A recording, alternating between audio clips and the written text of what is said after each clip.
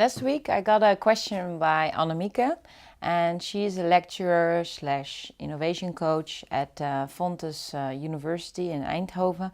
And she asked me, how can I make sure that the students, participate during class, but she already finds ways to do that actually. By the way, she's also a host and form practitioner, so I'm very proud of that. And the exercises help. But she was also wondering how it is possible to make sure that students also after class and maybe even before participate. So they make their homework, they search for case studies. So they're all well prepared, or even maybe more than prepared, in class, so they can really contribute. And it's not making the whole performance happening. They are part of the performance, so they should be included by building the performance itself. Well, it almost looks like that I'm talking about Burning Man, which is all about social inclusion. And actually it's true, you cannot only be the performer or only the audience that is actually watching the play. No, you have to be on both sides to really fully engage. So if you know this as a lecturer, how could you make this happen for the students, that they're on both sides and that they're really ready when the next session takes place?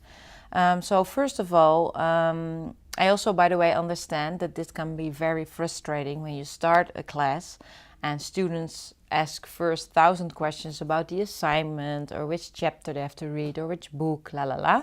And well, in my opinion, this was not a reason that I lectured. I still love to lecture, between brackets, but I really want to coach and increase or accelerate their learning process and be part of that, rather than talking about the practicalities like an assignment.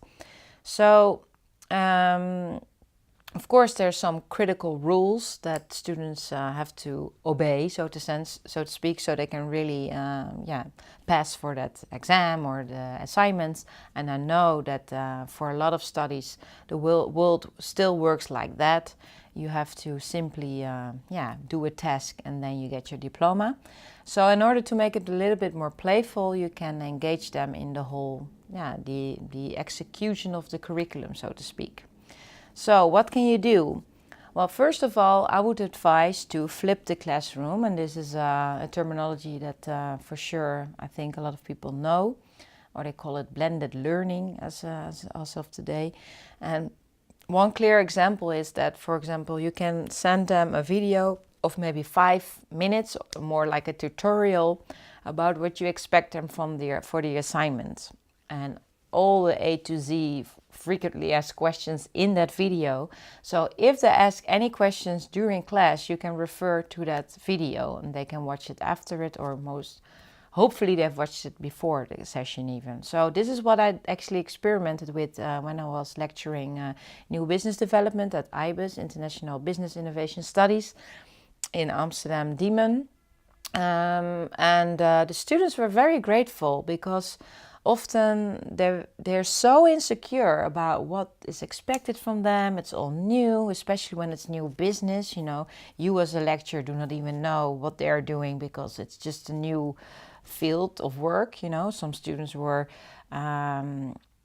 investigating things that concerned the national highways. I don't know anything about that. So how can I help them with that, So what they need is certainty, in a sense. So the only certainty that you can give is them a clear framework.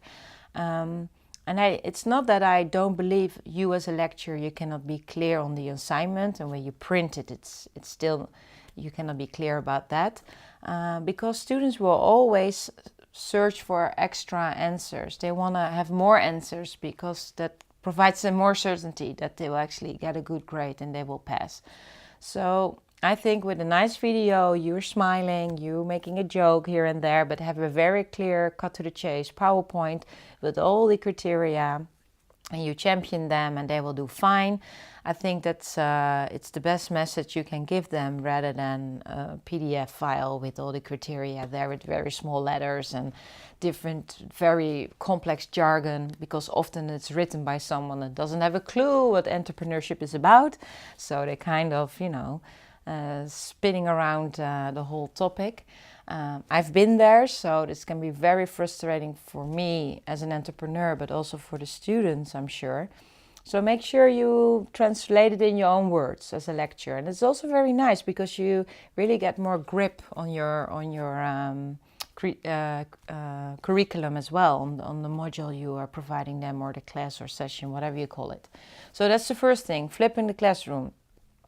Second of all, back to the Burning Man topic, social inclusion, ask them, okay, what works best for you to feel motivated to actually do your assignments, do your, so to speak, homework or challenge. You can give it all fancy terms, so maybe not homework, but a challenge. What does it look like? What do I have to do as a lecturer? What do you have to do as a student? And what do you expect from your own peers? Do you want to work in groups? Do you want to have a dialogue with them? So write down 5 ideas, your top 5 ideas, what could be the best solution to make sure that you enjoy, maybe for 50% more of the time, you making your tasks. And maybe some students, they find it really hard to concentrate. So it's not even about the content or the difficulty level or if they enjoy it or not. And they just need a space where they can sit alone or silently or, all that without internet maybe. And maybe at your school you can create this environment for students to work right after the session for an hour, and then there's like a bell, and then they can celebrate that they all finished their work and they have a drink together, So maybe they need to have some milestone and a little celebration of success together. This is also how entrepreneurs work as of today. You really need to motivate yourself, and after that celebrate your little milestones, because if you only celebrate the fact that you can climb the Mount Everest in one day, you will be very demotivated, and it becomes a very hard process because you need to train for that. You need to make little steps and make mistakes, so you even have to go back a little bit and then start again. Also for me in my company, I started my company like 5 years ago, and it started off really in a different direction. I started to work with joining generations. I was really focused on the generation topic, to be the broker between the senior experts and new young entrepreneurs in the field. And after that, I figured out that was not really my cup of tea, and I was not even very good at it, having the whole broker role and to dive into the IT world. So I had to start again, but at least, I had some people around me that were in the same space. So again, create for them this same safe haven, right? Inspiring environment where they really feel like, hey, my neighbor is already finished, I want to finish too, and that they motivate each other. There's also a little research being done about students, and that is when they feel they can participate during class and after class, their learning curve is increasing immensely, and they do have better results, and also in their next profession. So they become better professionals, they become more self-reliant and self-organized, and they have more trust in what they're actually capable of. So demotivation doesn't help anyone. So I would actually advise stay away from the content as much as possible. Try to be the motivator. Try to search for the engine that motivates your group, your team, that it accelerates one the other, and then you will get fireworks for sure. A final suggestion is to get people motivated, your students or maybe your peers, or colleagues or customers, doesn't matter who actually. This is a human-centered way of approaching this question, so it counts for everyone, is to ask them to provide the next class themselves, to be for 15 minutes in charge for the first have 50 minutes of the class. So they could either have an interactive presentation, they could have some playback theater that is often very nice. I don't never use the word role play actually, but playback theater is about them playing a scene that really happened in their work. So, for example, if they're future nurses you work with, or surgeons, or future entrepreneurs, let them play a little scene that happened with them while they were doing this assignment or investigation in the field, and let the other students participate. And then you will see if they have a problem with, for example, discovering what the real customer problem is or how to do sales. You will see where the problem is actually taking place, in which step of the process. And this is very important for them to realize, and also for you as a lecturer to really coach them in about stuff they can really implement on the spot. Because often students do not even know, and not even us as adults, what the real question is. So let them play, let them act, let them figure it out a little bit themselves. And by talking out loud and acting in the field with their peers, they will discover it soon enough. Role play is, by the way, something different as well. Role play is more can also be something that didn't happen before, and you want to test that. So, for example, I've never done any sales in my life, and I have to do cold sales on the phone. So let's do a first phone. Let's have a script, and let's try this script once, and let's pretend I have my first cold calling. Well, I wouldn't suggest anyone to do this, by the way. It's very boring and not the best strategy to do cold calling, I think. But just as an example, so this is role playing. And you can also, do something that is in between. This is just terminologies made up by someone, so don't stick with them. So, for example, Annemieke was also asking me, but they need to learn a lot of definitions in their field of work. It's quite boring. It's like a thick book with all those terminologies, and this is really what they need to learn. And this is more linear learning again. And I understand this is very important, but why not using their bodies and pinpoint every part of the body, what it is in a different language, or what the symptom is in their fields of work, or whatever, make it more playful, interactive. Another thing you can do is ask them to prepare a quiz with open questions for their peers, or maybe an online quiz. Nowadays with Google Form, it's very easy to make a quiz and people can answer, and it's kind of interactive and more fun. Another thing you can do is speed dating. Is what do the students already know, and how can they learn from each other?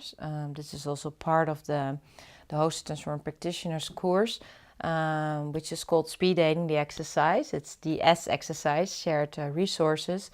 And here you see students standing in line, 2 lines you have, so they're all facing one and the other. And you give them 5 minutes to recall the former session, or to recall what they did that week, or to recall what was in that book, or whatever they had to do for their homework, or what they want to do, etc. You could ask any question that's relevant, and then you make sure they turn with the clockwise, so they have a different person in front of them, and then they do it again. And you can do 3 rounds, 4 rounds, and here you can see they learn from one the other, how other people think and work, but they have also talked about what they had learned so far out loud. And often what I recognized as a student, that it was never enough, like you read one chapter and you thought, oh no, I should have also read that and this and that.